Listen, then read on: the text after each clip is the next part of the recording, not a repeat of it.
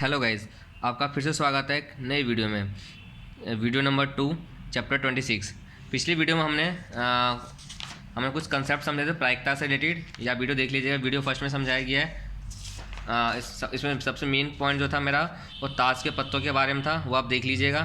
Third video उसके बाद हमने ये क्या था, यादृच्छिक प्रयोग क्या होता है ये बताया था मैंने कि ये होता है जब हमें संभावित परिणाम पता होता है कि क्या आने वाला है और बट हमें ये नहीं पता कि क्या आएगा, तो उसको बोलते हैं यादृच्छिक प्रयोग। जैसे कि हमने एक पासा फेंका था, हमें पता था या तो 1 आएगा या 2 आएगा, 1 से 6 तक कुछ भी आ सकता है, यानी हमें संभावित परिणाम यहाँ पता है। दूसरा, बट हमें ये नहीं पता कि क्या आएगा, 2 भी आ सकता है, 1 भी आ सकता है, 6 भी आ सकता है, 5 भी आ सकता है। तो इस टाइप के डाटा को हम बोलते हैं, इस टाइप के प्रयोग को हम बोलते हैं यादृच्छिक प्रयोग। सेम ऐसे सिक्के के केस में हमने सिक्का उछाला था, ये तो हमें पता है, संभावित परिणाम हमें पता है, या तो हेड आएगा या टेल आएगा, बट हमें ये नहीं पता कि हेड है या टेल आएगा, तो ये भी मेरा यादृच्छिक प्रयोग होगा। चलिए हम एक्सरसाइज देखते हैं 26.1। इसी बेस पे कुछ क्वेश्चंस हैं। निम्न में से कौन कौन से प्रयोग यादृच्छिक प्रयोग हैं? पहला है, माना एक बहुविकल्पिक प्रश्न, मैंने बहुविकल्पिक प्रश्न आया था जिसको ऑब्जेक्टिव टाइप क्वेश्चन बोलते हैं, जिसमें 4 विकल्प थे A B C D। इसमें से ना कोई एक विकल्प ही सही है, तो हमें बताना है कि यादृच्छिक प्रयोग है या नहीं है। तो इस केस में क्या करता है, सबसे पहले हमें देखना होता है क्या हमें संभावित परिणाम पता है। इस केस में हमें अपने आप से क्वेश्चन पूछना है, हाँ हमें पता है A B C D, इन्हीं 4 में से कुछ एक आना है, ये तो हमें पता है। हमें पता है कि क्या होगा, हमें ये नहीं पता, या A भी हो सकता है, B भी हो सकता है, C भी हो सकता है, D भी हो सकता है। इस टाइप में क्या इसको हम ये क्या हो जाएगा, मतलब ये मेरा यादृच्छिक प्रयोग है। पहले का आंसर हो जाएगा यस, मतलब पहले का आंसर हमें आ जाएगा कि पहला जो है वो प्रयोग यादृच्छिक प्रयोग है। दूसरा क्वेश्चन क्या है, अलग अलग पर्चियों पर 1 से 20 तक प्राकृतिक संख्या लिखी गई है, एक पर्ची पर एक ही संख्या लिखा हुआ है तथा इन्हें एक बक्से में रख दिया गया। आप बिना देखे बक्से में से एक पर्ची निकालते हैं, तो ये भी मेरा यादृच्छिक प्रयोग कहलाएगा। क्यों? क्योंकि इसमें हमें पता है संभावित परिणाम, हमें पता है क्या क्या हो सकते हैं, 1 से लेकर 20 तक की प्राकृतिक संख्या ही होगी, ये तो हमें पता है। और क्या होगा हमें ये नहीं पता, 1 भी हो सकता है या कुछ 2 भी हो सकता है, 20 भी हो सकता है, कुछ भी हो सकता है, इसलिए मेरा ये यादृच्छिक प्रयोग कहलाएगा। तीसरा क्वेश्चन है, तीसरा पॉइंट है, किसी ऊंचाई से आप एक पत्थर फेंकते हैं, हमने एक पत्थर फेंका, तो क्या हमें इस केस में हमें संभावित परिणाम पता है? हमें नहीं पता। पत्थर फेंका है, कुछ भी हो सकता है, कहीं भी जा सकता था, हमें इसका संभावित परिणाम नहीं पता। जब मेरा पहला ही क्वालिफाई नहीं किया, पहला ही पॉइंट मेरा पहला पॉइंट जो मेरा था कि आपको परिणाम संभावित परिणाम पता है, वो मेरा मैच नहीं किया, इसका मतलब ये मेरा यादृच्छिक प्रयोग नहीं है। क्वेश्चन नंबर 4, इसका पॉइंट 4 बोला है, हरी और जोहन में से प्रत्येक स्वतंत्र रूप से 1 2 3 में से एक संख्या चुनता है। इसमें क्या हमें मतलब दो दोस्त हैं, हरी है और जोहन है, अपने अपने अपने दोनों ने अपने एक तो 1 2 3 में से कोई एक संख्या चुनता है, तो क्या ये मेरा यादृच्छिक प्रयोग कहलाएगा? तो मेरा आंसर क्या है, इसका आंसर भी यादृच्छिक प्रयोग कहलाएगा। ये इसका आंसर हाँ कहलाएगा। क्यों? क्योंकि हमें संभावित परिणाम पता है, या तो 1 होगा, या तो 2 होगा, या तो 3 निकलेगा। बट और दूसरा क्या था, क्या होगा, बट हम लेकिन क्या होगा हमें ये नहीं पता, 1 भी हो सकता है, 2 भी हो सकता है, 3 भी हो सकता है, तो इसके से मेरा ये यादृच्छिक प्रयोग कहलाएगा। अब आपके इसका जो बुक का जो आंसर दे रखा है, एंड में आपके बुक के एंड में आंसर दिया हुआ है 26.1 का, जिसके अंदर आंसर गलत है। उन्होंने लिखा हुआ है कि इसमें पूछा था ना कि कौन कौन से प्रयोग यादृच्छिक प्रयोग हैं, तो उन्होंने ऑप्शन आंसर में लिखा है पहला है, दूसरा है और तीसरा है, जो कि आंसर तीसरा है, जो कि गलत है। इसका आंसर क्या होगा, पहला है, दूसरा है, तीसरा नहीं है और चौथा है, ये इसका आंसर होगा। अब क्वेश्चन नंबर सेकंड में क्या बोला है, प्रश्न 1 में यादृच्छिक प्रयोगों में क्या क्या संभावित परिणाम है। इसने हमें संभावित परिणाम पूछा है क्या क्या है। तो पहले वाले में क्या क्या है संभावित परिणाम है मेरा A B C D। दूसरे में 1 से लेकर 20 तक प्राकृतिक संख्या है। तीसरे में है 1 2 3, जैसा अब हरी ने मान लो तीसरे में तो कुछ है ही नहीं कि यादृच्छिक प्रयोग ही नहीं है। फोर्थ में, अब फोर्थ एक बार देख लीजिए, फोर्थ कैसे होगा। फोर्थ जो पॉइंट है क्वेश्चन नंबर सेकंड फोर्थ में निकालेंगे, हमें 1 2 और 3 में से चुनना है। कौन कौन चुनेगा, एक है हरी, दूसरा है जोहन, इसको इनमें से सेलेक्ट करना है कि कौन सा आना है। जिसमें सेकंड क्वेश्चन पूछा था संभावित परिणाम, तो संभावित परिणाम क्या होगा, पहले मान लो हरी ने चुना एक, जोहन ने भी चुना 1, तो 1 1 हो सकता है। दूसरा क्या होगा, हरी ने चुना 1, जोहन ने चुना 2, ऐसी हरी ने चुना 1, जोहन ने चुना 3, ऐसी हरी ने चुना 2 और जोहन ने चुना 1, ऐसे ये 2 2 2 3 3 1 3 2 3 3। इसके अलावा और कोई संभावित परिणाम हो ही नहीं सकता। तो मेरा संभावित परिणाम पूछा हुआ था, मेरा संभावित परिणाम क्या हो जाएगा? 3 3 6 3 9। इसका आंसर ये हो जाएगा मेरा क्वेश्चन नंबर सेकंड का जो फर्स्ट का फोर्थ पार्ट आएगा। ये मेरा 26.1 था। ये 26.1 का क्वेश्चन नंबर सेकंड का फोर्थ पार्ट का आंसर ये था। अब हम उदाहरण समझेंगे। उदाहरण मेरा है 26.1। और मैं आपको नहीं करा तो भी आप सॉल्व कर लेंगे कि मैंने आपको पहले वीडियो के अंदर ही कंसेप्ट इतना सही तरीके से करवा दिया है। फिर भी देख लेते हैं। 26.1 क्या बोला है? एक सिक्का एक बार उछाला जाता है। तो हमने एक सिक्का को एक बार उछाल दिया, तो मैं सिक्का उछाला तो सिक्का एक बार उछाला है, एक बार उछाला है। तो मेरा इस प्रयोग के संभावित परिणामों, संभावित परिणाम क्या है? प्रयोग के संभावित परिणाम क्या है? या तो मेरा चित्त आएगा, या मेरा पट आएगा, या तो हेड आएगा, या मेरा टेल आएगा। ये मेरा संभावित परिणाम है। तो मेरा संभावित परिणामों की संख्या कितनी हो गई? 1 2 2। अब देखते हैं क्वेश्चन में पूछा क्या था उसने। पहला पार्ट में पूछा एक चिट आने की क्या है, दूसरा पूछा था एक पट प्राप्त करने की प्रायिकता क्या है। तो पहला एक चिट आने की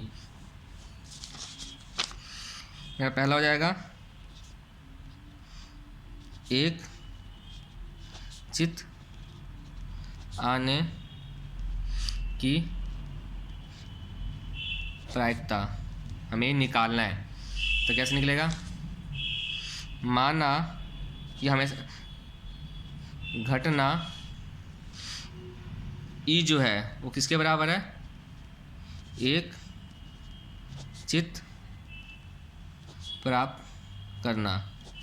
क्योंकि हमें एक चित्त निकालना है, तो इस चित्त को हम मान लेंगे कि मेरा ई है ये। तो घटना चित्त प्राप्त होने की प्रायिकता क्या होगी? चित्त प्राप्त करना क्या होगा? माना घटना एक चित्त प्राप्त करना इसको तो ई के बराबर हो जाएगा। तो मेरा ई की प्रायिकता क्या? तो ई की प्रायिकता क्या निकलेगी? ई की प्रायिकता क्या हो जाएगा? मतलब ई आने की, यानी एक चित्त आने की प्रायिकता क्या होगी? मैंने आपको बताया था पहले वीडियो के अंदर। इसका फॉर्मूला होता है PE होता है ई के अनुकूल परिणामों की संख्या डिवाइड बाय प्रयोग के सभी संभावित परिणामों की संख्या। तो मेरा PE जो हो जाएगा वो होगा ई के अनुकूल परिणामों की संख्या डिवाइड बाय प्रयोग के सभी संभावित परिणामों की संख्या। तो ई के अनुकूल परिणामों की संख्या क्या है? ई के अनुकूल परिणाम यानी ई आने की क्या प्रायिकता है? एक ही है, क्योंकि ई तो एक ही बार आ सकता है। तो ई के यहाँ पर हमने लिखना भूल गए। तो ई के अनुकूल परिणामों की संख्या, मतलब ई कितनी बार आने के चांसेस क्या है? एक ही है। या तो हेड है, टोटल तो 2 है, या तो हेड आएगा या टेल आएगा। उसमें से हेड आने यानी चित्त आने के अनुकूल परिणाम क्या है? 1। हम इसके बराबर लिख देंगे। ई के अनुकूल परिणाम संख्या मेरा 1 है, तो लिख देंगे 1। फिर है डिवाइड, फिर है प्रयोग के सभी संभावित परिणामों की संख्या। तो सभी भी संभावित परिणामों की संख्या कितनी निकलती है हमारी? 2। तो मेरा ये आंसर हो जाएगा 1/2। इसको हम इतने पे करके छोड़ देंगे। दूसरा पूछा था एक पट प्राप्त करने की प्रायिकता क्या होगी? इसका सेकंड पार्ट था एक पट प्राप्त करने की प्रायिकता। तो मेरा संभावित परिणाम जो मेरा सेमी क्वेश्चन है, तो प्रयोग के संभावित परिणाम तो ये होगा चिट या पट। आपको बाबा लिखने की जरूरत नहीं है। ये संभावित परिणाम की संख्या 2 हो जाएगा। अब मेरा पट प्राप्त करने का, हमने चिट को मैंने ई मान लिया था, इसे हम ऐसे इसमें हम माना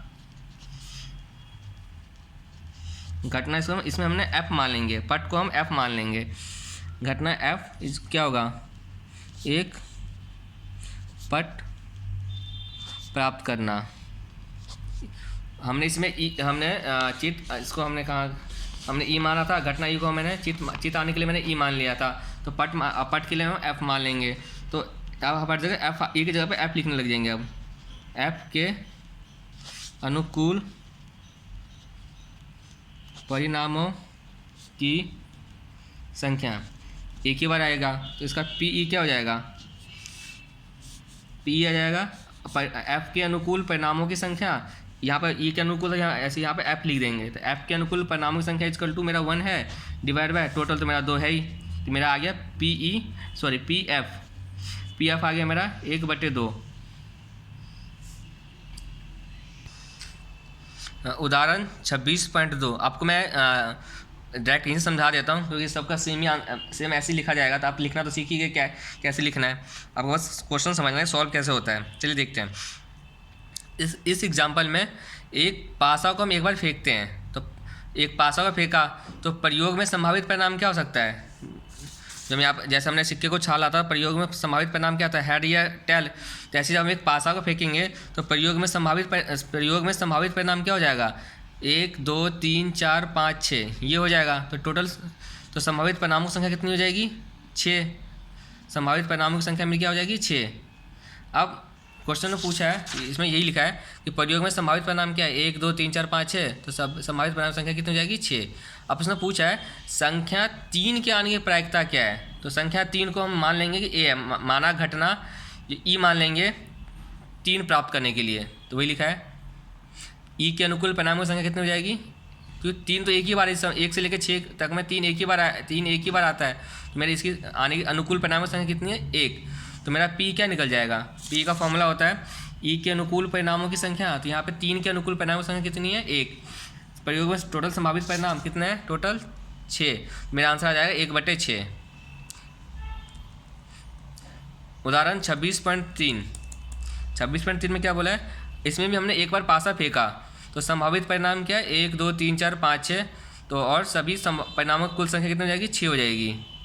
अब इसमें पूछा क्या है, इसमें पूछा है 3 को छोड़कर अन्य संख्या आने की प्रायिकता क्या है, मतलब हमें इसको छोड़ देना है, हमें 3 नहीं लेना है,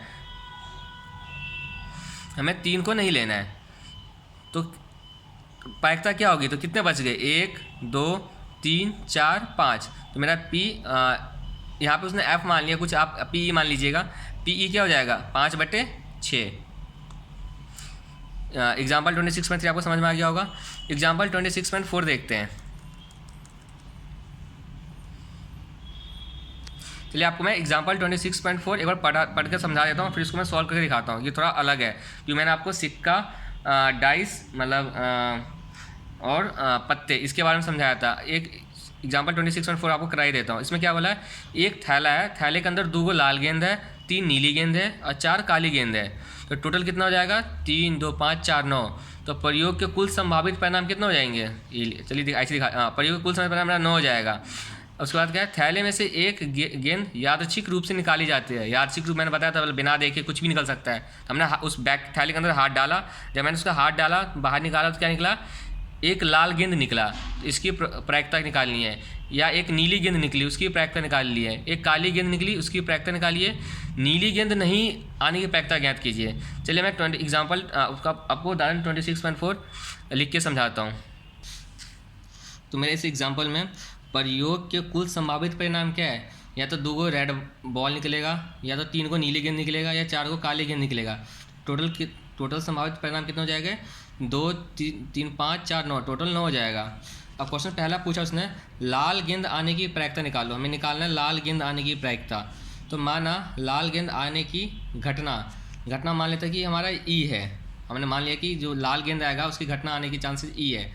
तो ई के अनुकूल परिणामों की संख्या, अनुकूल मतलब उसके फेवर में, उसके कितने क्या चांसेस है ई के आने के, मतलब ई मतलब है लाल गेंद आने के कितने चांसेस है, यानी टोटल 2 है।